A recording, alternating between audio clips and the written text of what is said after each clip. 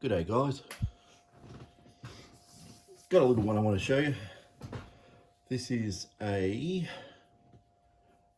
different sort of it's a very different type of coil, we'll say that, than what you'd normally run around the goldfields with. And I'll show you how this works on a GPX 4500 that I've done some work on, and it's a work in progress. So at the moment, I'm going to cover it up.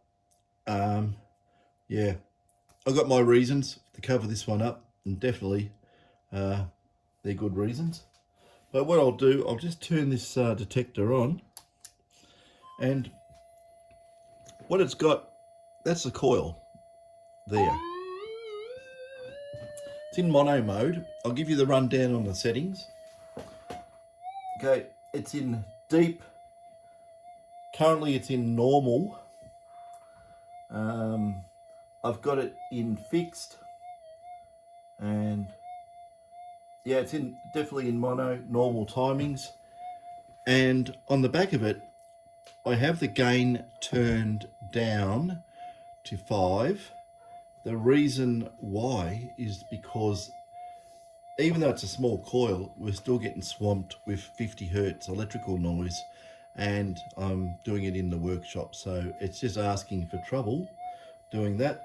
But to give you an idea, on 0.05, and it's pretty accurate in the middle, so if I don't get the target in the middle, I'll turn it up a bit just in case.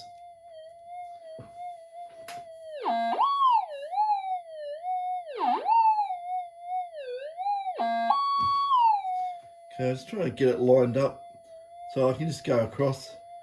We're not right in the middle, but I'll do it anyway.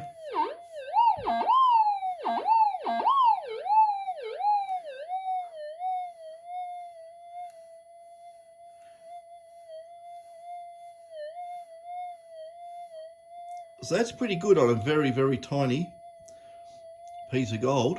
So if I hold that like that, you get an idea how far away it is because we're on an angle. So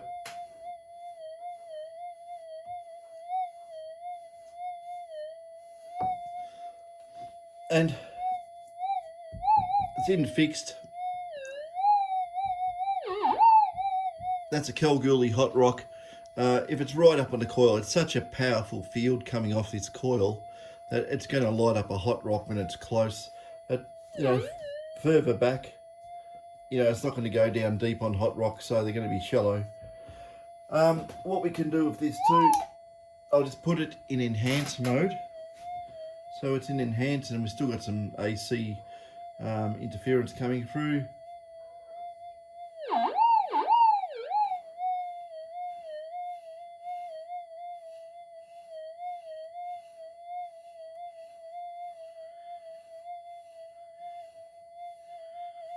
Like I say, this coil is only a rough prototype. There's nothing has been optimized on this coil whatsoever. I just wrapped it with some masking tape and hit it with a bit of black shielding material paint so that I can touch it and it's not going to sound off. So I've created a Faraday shield for it. But on something like a 0.1 or something like that, I mean, it's probably going to blow your head off. Ooh.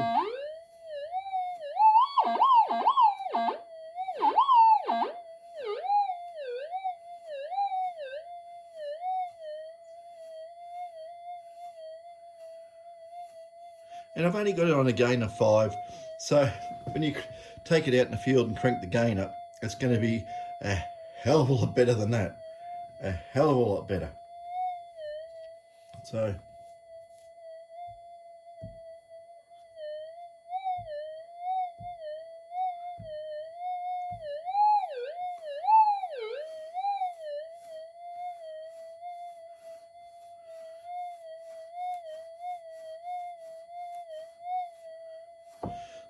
even on a gain of 5, it's picking up quite well on very, very small targets. Now, what I did do, just for mucking around, I got the gold monster targets. This, and got to remember, this coil is not optimized, and I've got this cranked down. I can optimize this detector a lot more for tiny gold, and it's a 4500. I would say maybe the 5000 would be better optimized with a small coil, but we'll have a look. That's one of the gold monster targets.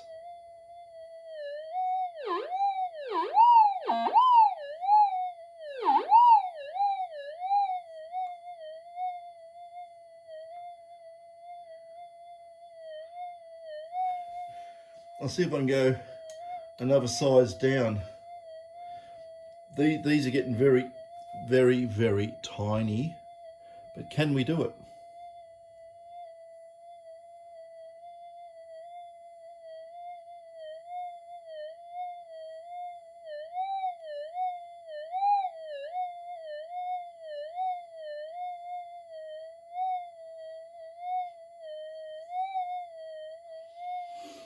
We can still get these tiny double-digit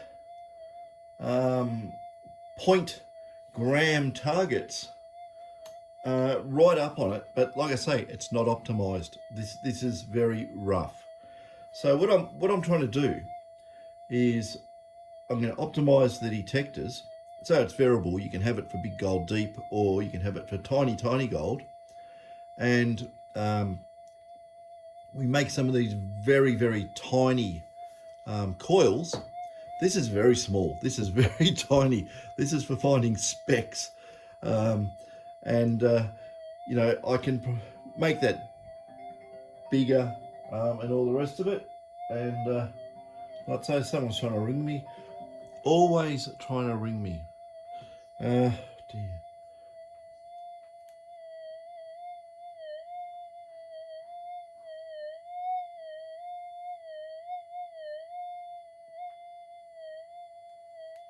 Even on a gain of 5, I mean, that's that. 0.012, not 0.05. It's basically, well, 4 times smaller than the smallest target. I don't know if I can go right down. I've got one here. That's the smallest one. 0.006. That is just something you'd find in a gold pan. I don't think we could detect that. We're going to find out. We're in enhanced, gain of 5, noisy inside the house. Can we do it?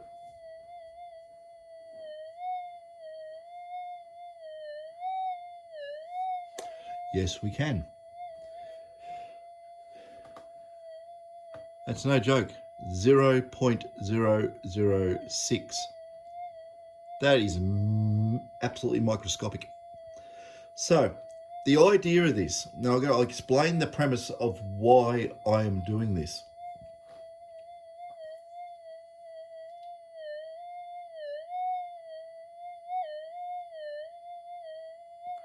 So I get at quite a good distance. That's about a centimetre away from the face. And it's not even optimized, and I've got it on low gain.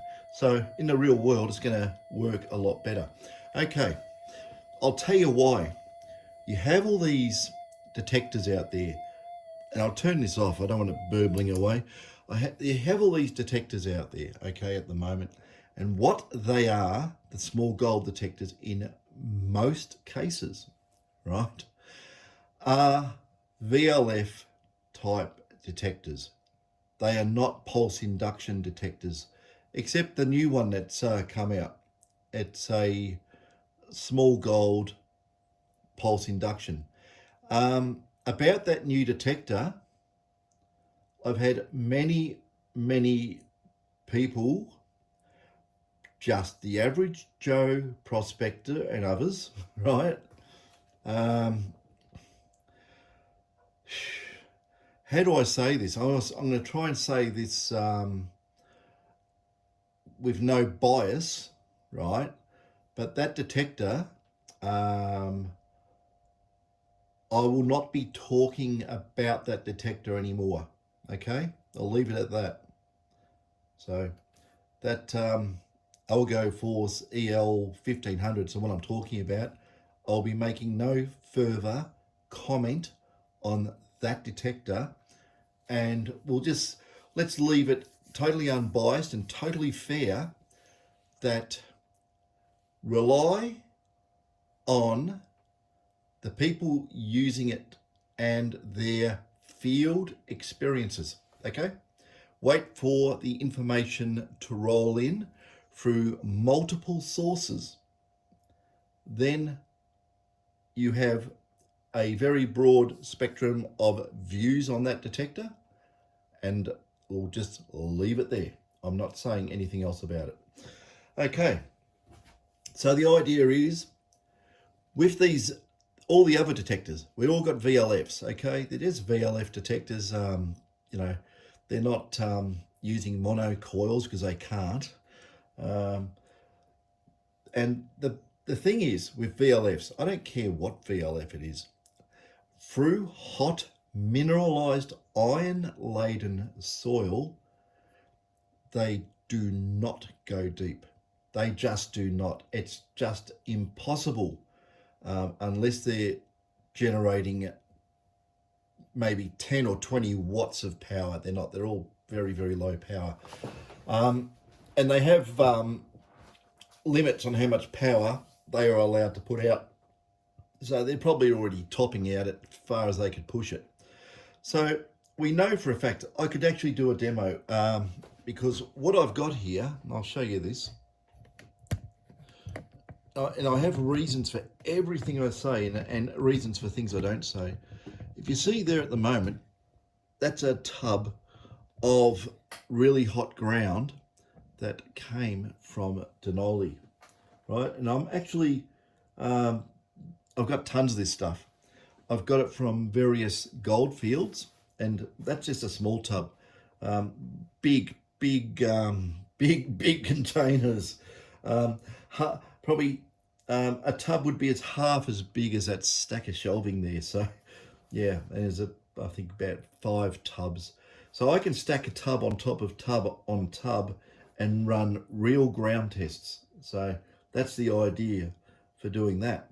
But anyway, I could get a VLF, put it there. I'll put something underneath, like a tube, and put a target in and out, and it's not gonna penetrate very far through that. In air, VLF is a master at an air test, but mineralized ground, VLF detectors, especially the high frequency ones, all their transmit energy just gets chewed up by the hot ground, the minerals in the ground, especially iron. It acts as a shielding material, and you can't penetrate very far through it. You just can't. And anyone who says that you can is talking through their hat. Okay, so VLFs are, in general, a surface detecting machine. It's just the way they work. You go put a big coil on it and try and improve your chances on big stuff, but you can get layers of particular mineralization, and they just won't penetrate it. I've had lots of feedback on this stuff over the years, and I found out myself because I started using A2Bs and stuff, and gold, gold masters, and White's 5000s back in the days, and they're all VLF machines. And anything trying to get small gold at depth didn't happen. And that's why a lot of people now, the newer detectors, put a small coil on and getting gold at depth, especially with PIs. So we come to a point in time where the people are out there trying to find tiny little, tiny little specks of gold, right? But nothing wrong with that. That if you got a lot of that, it would add up really quickly, wouldn't it? Especially the bigger bit there. So that's a giveaway. I was just testing the pieces on the giveaway. On that coil from the giveaway. So subscribers are in a chance to get that gold. You know what the first question is? The first question was, what video has tap, tap, tap in it? Yeah, I thought about that. And I thought, God, that's going to be, well, I know where it is, so it's easy for me, but it might be hard for someone to find. But it's got to use your ears and you'll hear it. It's very clear indeed. And tomorrow, the next question comes out. I'm going to make that one a bit easier because I think that the first one's is a steep one, but we'll see how we go. Someone might have worked it out already. I don't know. That's good. But anyway, I'm not going to talk about that. I was talking about the pulse induction detectors. Now, there are people that run around and you have got very small coils, little, 5 by, what are they? 5 by 8, 5 by 9, 5 by 7, coils of that size. But no one makes a super miniature coil, which is extremely sensitive, right? That there's a problem trying to do it. You just bunch the windings up and it becomes a nightmare. It's really hard to do. So anyway, with that one there, what is it? I'll put it back down onto it again. Somewhere there, where are we? There. I better tighten that, else this will fall down. That'll be the end of that. Yeah, so that's the face of that anyway. So it's not very big, the 1.5 inches or something like that, 25, 30, 35 millimeters. So yeah, it's like I say, that's just rough as guts. It's just roughly shielded, roughly wound, and whatever else I've done is very rough. So that is extremely sensitive. I can make them smaller than that, and you can actually go around and use it to detect gold in crevices with a pulse induction detector. Again, VLFs, unless they you've got a hell of a lot of gain, a very, very tiny coil or probe or something of that nature, it's probably very hard to get decent depth out of it. So even with VLFs and a small probe, if you can't get into the crack itself in a riverbed or something, you may not get the gold. It may just be out of reach. The signal might just get chewed up by the wet rock. It depends what the rock's made of course, and having water over a rock makes it very, very conductive as well. So you could just dissipate a lot of the VLF signal, and it's gone. Especially VLFs. What are they? They're I'm trying to remember the old days. They're all around 5 kilohertz, and they go all the way up. And the higher the frequency, you can have 100 kilohertz. It's very, very fast for a detector. But the higher the frequency is, the less depth you will get, right? It's just the way it works. So, but the higher the frequency, the smaller the gold you're going to get. So, you can't have everything unless you made something more akin to a multi-frequency machine, which are already out there. But you could even go using spread spectrum if you wanted to, but you have to go look that up and how it works. There are many ways of doing things, but there's tons and tons of GPX. Okay, not just GPXs. There is tons and tons of SDs out there. SD. We won't go SD 2000. You can, because it's okay. I will say SD 2000 because you increase the logic time base and crank everything up. So it's a really good detector on small. Actually, come to think of it, it would work really good on that as long as the ground balance circuits were in range of using such a small coil. That would need to be tested. I'd have to pull one of my SD 2000s out and try that. But the other SDs, a 2200 would be really, really good on a small coil, and it's an automatic ground balancing machine too. See, the thing is, don't knock the old technology. There's nothing wrong with it, right? In most cases, it goes deep. It's good, but basically what's happened nowadays is clean the noise up. You use a small coil like that, you really don't have a noise issue. So it'll work on any mono.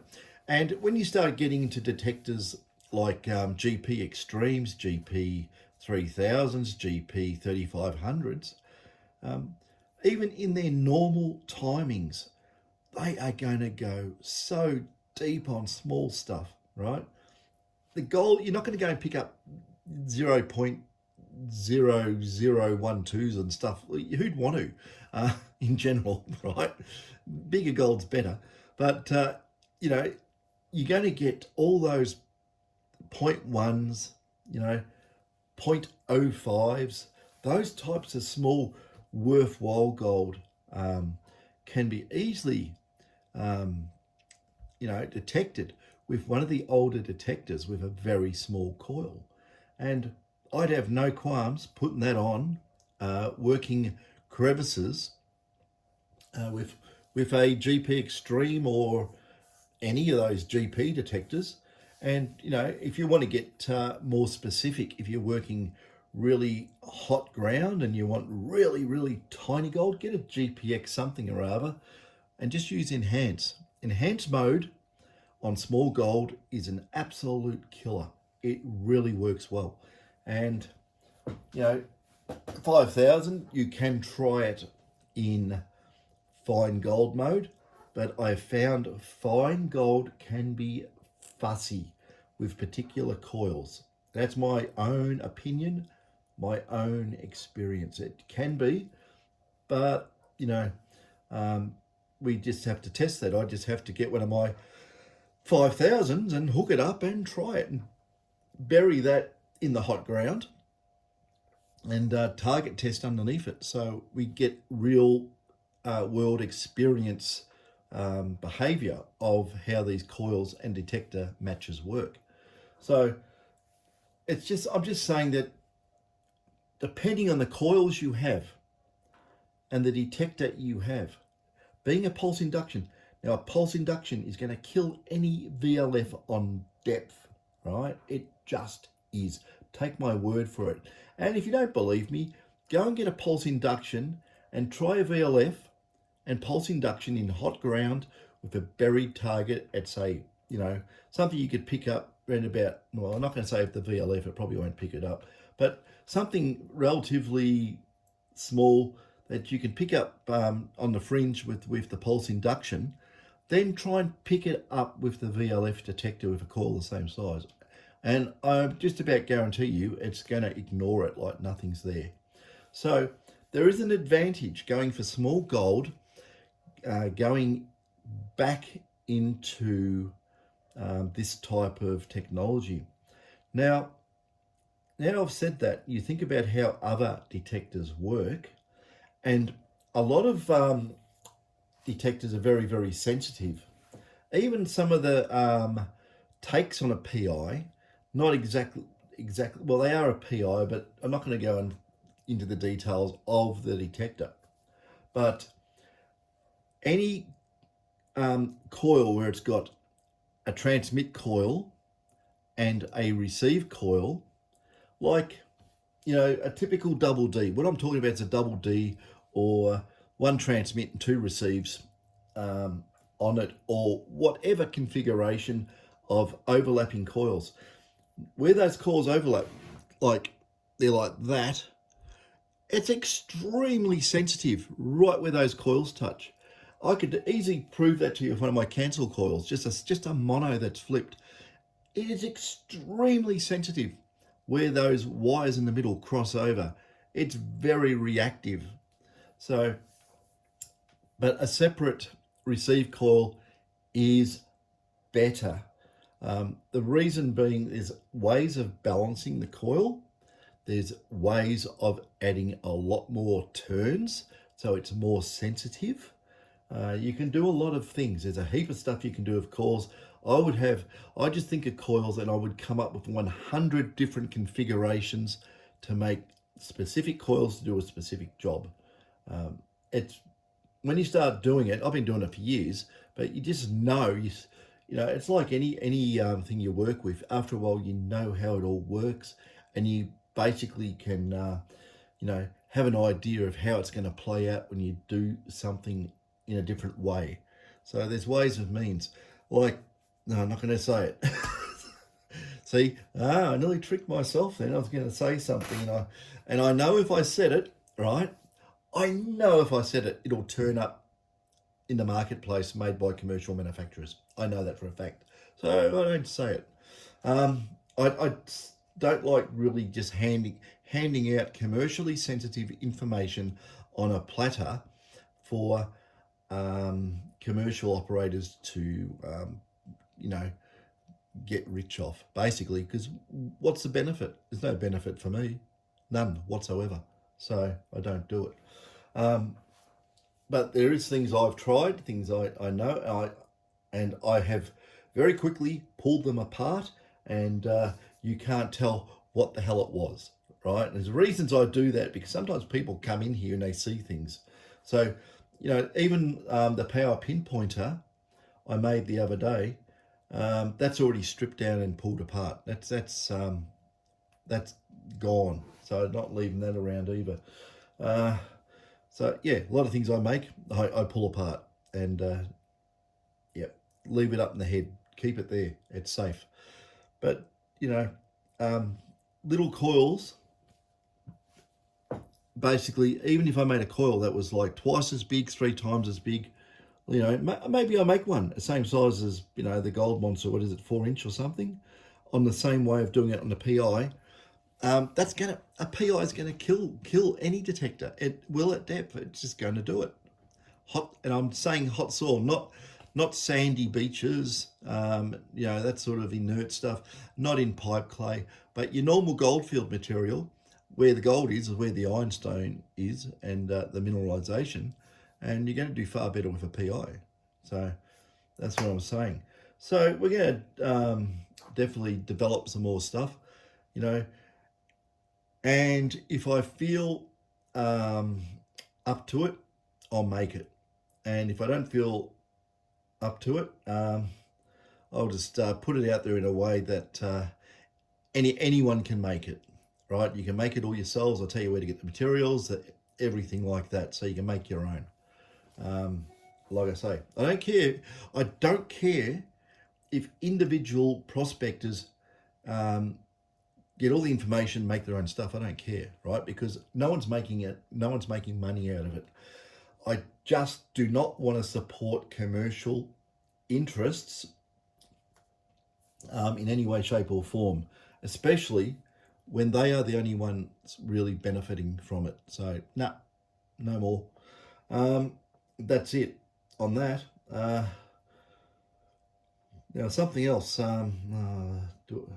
There is other stuff. There's tons of other stuff. Look, I've been talking to a lot of people. There's a ton of information about the industry in general, and I'm not going to say it, but from what I've heard, I suspect there's some, how do we say? We'll call it smoke and mirrors. We'll call it smoke and mirrors, right? I've been told some stuff by people who probably should know, and I'm not going to repeat it because I've probably out them. So I'm not saying a bloody word about it, but it's a lot of smoke and mirrors and shenanigans going on in the industry. And this will all become self-evident. Okay, give it time. It'll become self-evident. I'll leave it there, okay? So there's a few things I don't want to delve into because it's an industry where people who have got commercial interests get really narky. Narky means very close to nasty, right? Just narky. The feedback I hear from some people in the industry, see, they don't realise they say things to people, right, thinking that they'll never say anything to me, but those people do say things to me. I find out. So it's people that I'm never ever going to have anything to do with in the future, no matter what I bring out or create or involved with or anything like that. is people that will never get a look in.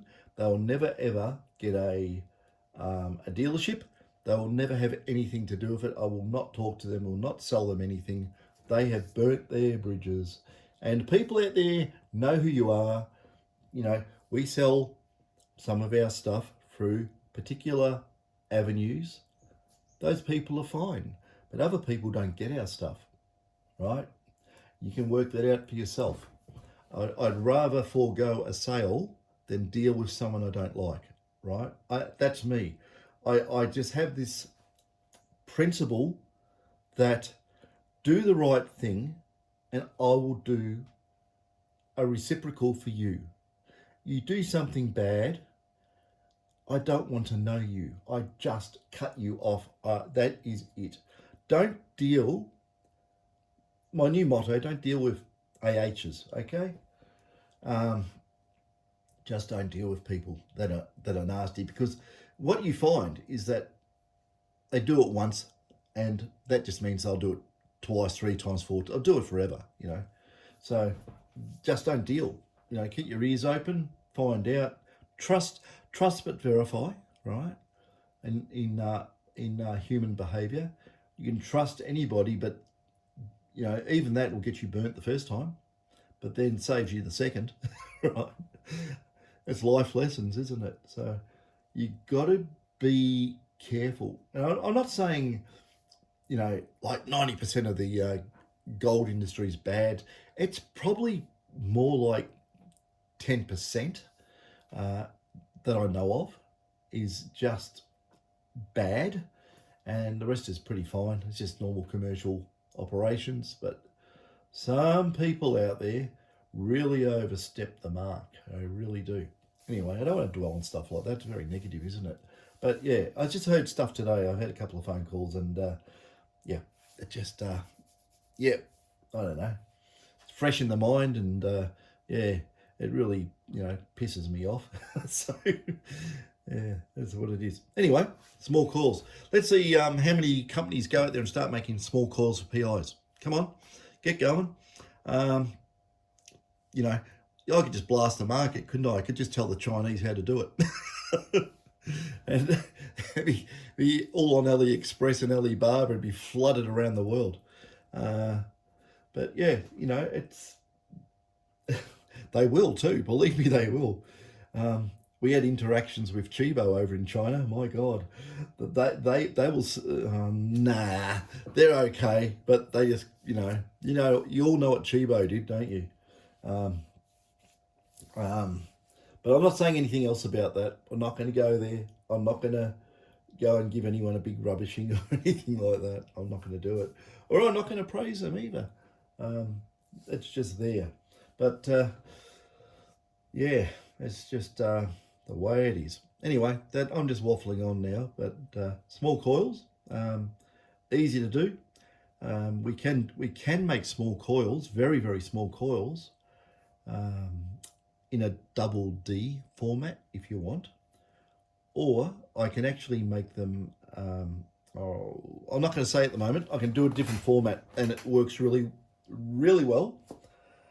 And yeah, there's a whole heap of stuff to do anyway of coils.